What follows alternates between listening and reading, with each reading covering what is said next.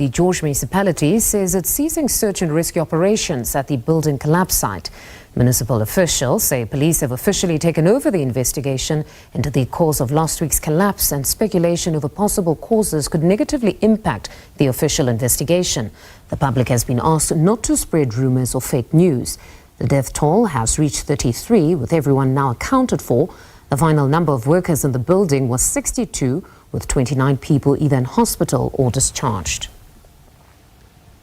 All right, for more on this, we're joined by Anton Bredal, Western Cape Local Government, Environmental Affairs and Development Planning Minister. Good evening, MEC, and thank you very much for your time. So today, after 260 hours spent by search and rescue teams on site, the site has been handed over to police. Your reflections having arrived at this point now? Well, we're very grateful. It was 260 very difficult hours, and the SAPS will then also hand the site over to the Department of Labour. I think the South African Police has also, over the last 10 days, done various testing with engineer firms, etc. And the provincial government also got their engineers, and they're also busy with the independent investigation. And from here onwards, we need to keep an eye on the families, to support the families, there's particularly grieving families, and also give them the necessary support. So the Department of Social Development, also Correctional Services, Department of Social Workers on scenes, still helping and supporting the families. And we also work with the embassies of Zimbabwe, Malawi, Mozambique, Lesotho to help, especially where you need to get the bodies back home.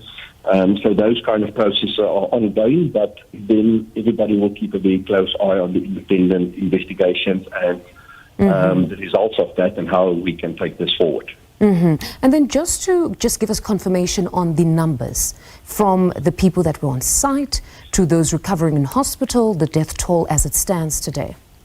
No, your figures are correct. It's 62 people were on site, not 81. Now remember, when we initially started this investigation, the search and rescue team will always ask the contractors, how many people are we looking for?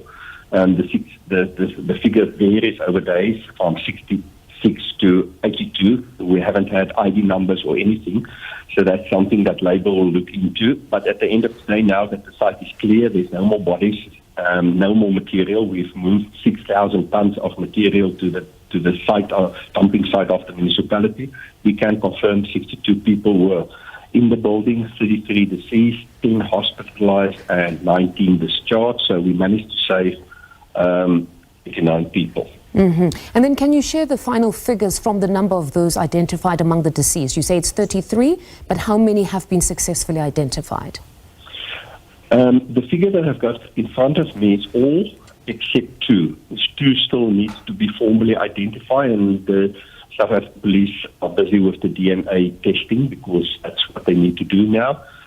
So that's also success if you measure what we started off with. People without IDs, people without work permits, etc., etc. It was very difficult to determine who's who. And also people's got nicknames and they change their names quite frequently. So even the embassy struggled to help us with that. But it was a joint effort, and yes, currently only two still need to be identified and then joined up with their families. And then the final list of nationalities and numbers thereof that were present on the day of the incident? The list that we've got currently, and this can change a little bit, they're still busy with some pushing figures around, but currently 15 South Africans, 19 Mozambique, 7 from Zimbabwe, Malawi 13, and Lesotho 5. And then it was, of course, revealed that the developers had gone to ground last week. Did they perhaps resurface after those reports to engage and assist in any way? There's been various reports. The police, General Patekele in the beginning said, we know who they are, we know where to get them, but the police must first do the investigation and then they will contact them. The contractor, we asked him to come to the Joint Operating Centre to help us to compile a list of people, who's who, and also to bring some, if anybody got cell phone footage, let's just see if we can put a figure or face to a name. So the contractor, we know the subcontractors, there's a list of them. So when Labour is busy contacting them, Labour will tell us in the Joint Operating Centre they are responsive. They struggle to get them to the table. But that's processes, legal processes, that's ongoing.